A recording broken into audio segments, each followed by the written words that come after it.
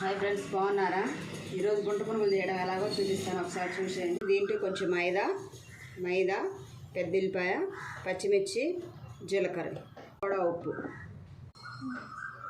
Salt కావాల్సినంత, జీలకర్ర, మైదా,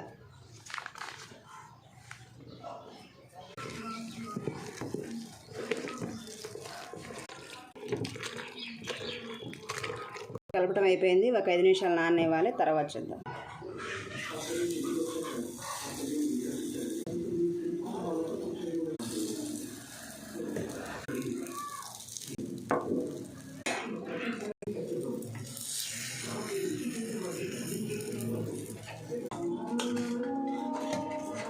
friends, గుంట పునుగులు ఎలా వచ్చినాయో, దీని కాంబినేషన్ చట్నీ, పచ్చిమిరకాయల పచ్చడి చూద్దాం.